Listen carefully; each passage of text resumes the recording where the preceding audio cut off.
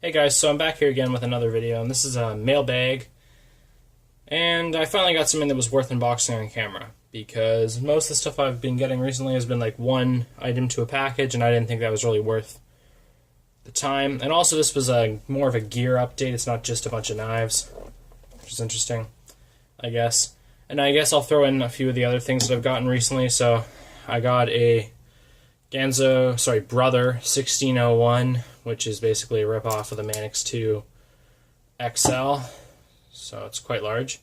This doesn't have the pivot screws in it right now because I'm just Loctiting it, but there's that.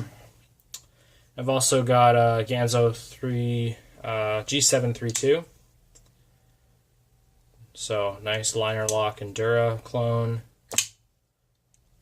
I actually really like this one. This is highly recommended. And last but not least, HX Outdoors AK-47. This is from Everbuying, not GearBest, because they don't have it in stock. I could do a review of this because I've never seen it. I've only seen like one or two reviews of it online. Only one of real any good quality. So if you'd like to see that, go over some of the features, I could. And I guess I'll just use it to open the box because a package, I guess, rather. But it's pretty awesome. It's completely impractical because I can't carry it at all.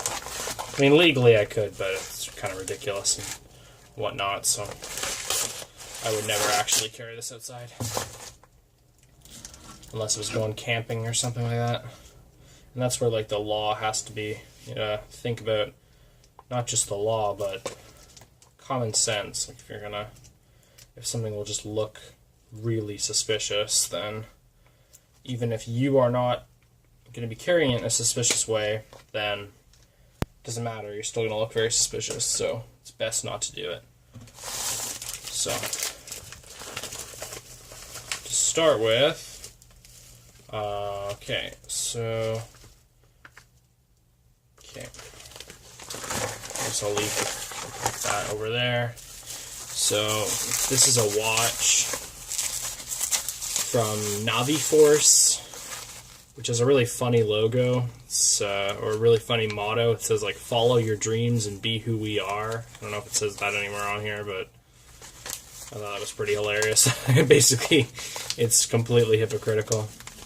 But I bought this because I was dissatisfied with the previous model I got from them.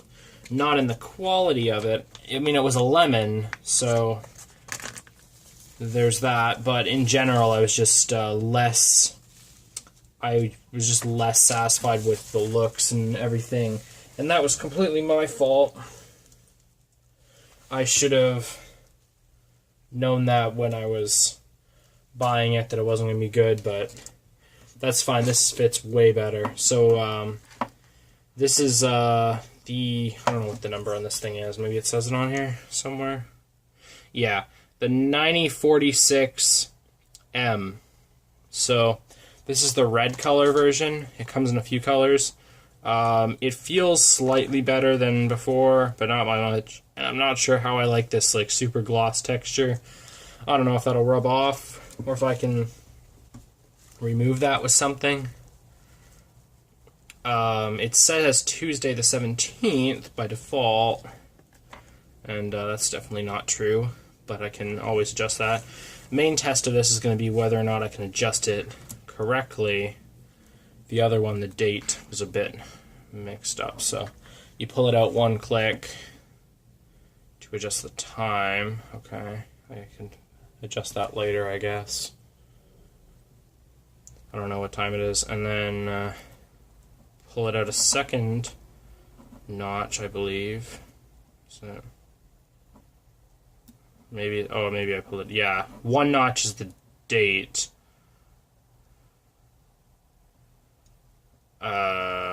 Okay.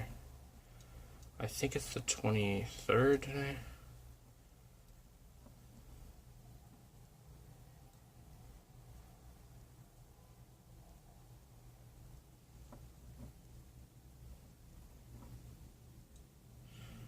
Okay, there we go.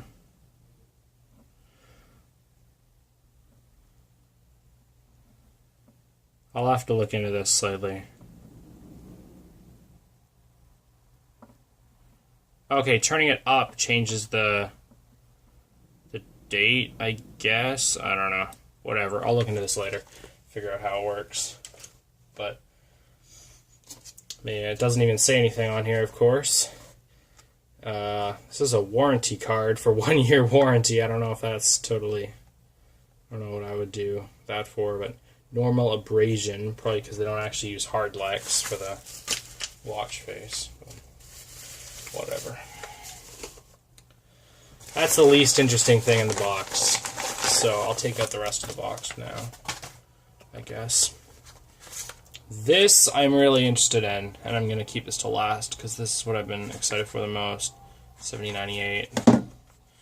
This is the really weird thing. Likes B7, and this is a pen, tactical pen.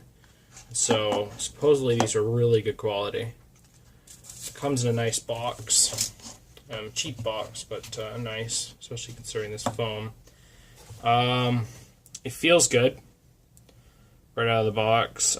Clip is metal, not very strong though. That just needs to be tightened down, maybe. I don't know. Let me see. Let's see if I can undo that. So that. Let's see. Okay, so the middle section unscrews. This will have to work. I'll have to work this all out later. And it's not totally perfect, but I can figure some stuff out. So basically that cap will unscrew, and then you can take off the clip, and then you can access the... Oh, so you just pull on it. That's how that works. That's why it's not very... it's not the most, like...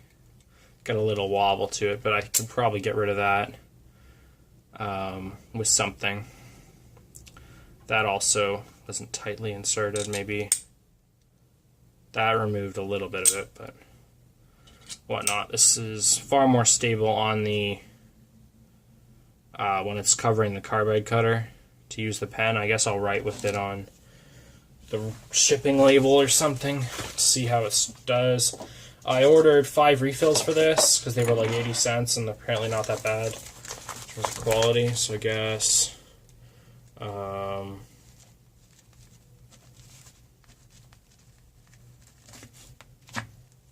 yeah, write's good, no problems, so that's nice.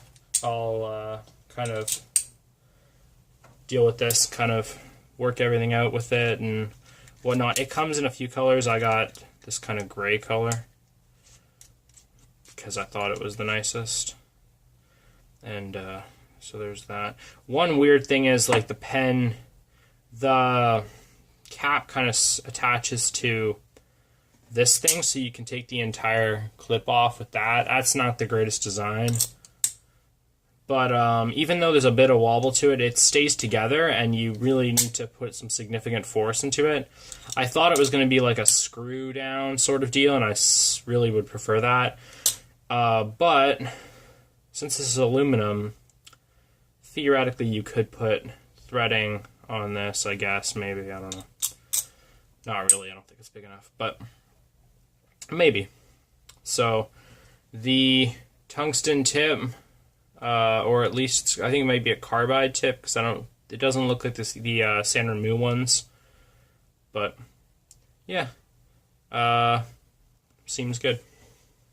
I'm not going to go into too much detail on these guys as far as I would in like a normal review, but this is what I'm mainly going to focus on.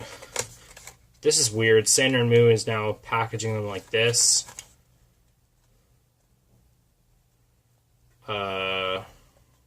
With actually decent English on it, unlike the Ganzo boxes. So that's nice. I bought all these to intend to carry them every day, which is cool. So I'm actually gonna get used to this stuff as opposed to the normal things. This is Sander Mu's newest thing, and it looks way bigger on camera than what it actually is. It looks huge on camera, but it's tiny. It's a liner lock folder that really isn't that thick in general. It's thick compared to its size, but like that isn't too much thicker. The 732 there. It has a glass breaker on the bottom, which I'll probably remove because I don't know if I'll have a use for that. It says Windrunner design, and I think these are supposed to be 12C27. The blade size is really nice for it. It's kind of uncomfortable, not gonna lie. It's not the best, but not the worst either. And the fact that it locks is pretty good. And it's a bit stiff, so I'm guessing the flipper isn't gonna be that great. Yeah, I might have to loosen that or break it in a little bit before the flipper will effectively deploy. It's very loose, tight now. But I guess it will. The thumb still works great though.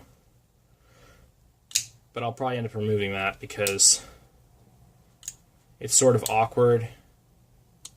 And I intend to carry this as a secondary blade where fast deployment really isn't necessary, but I might end up having to leave it because it doesn't look like it easily comes out.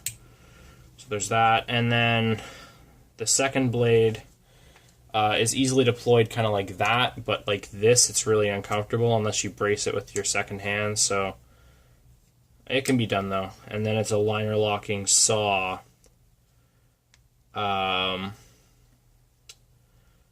The lock on this is incredibly hard to disengage. I mean, the fact that they were able to make a lock is insane.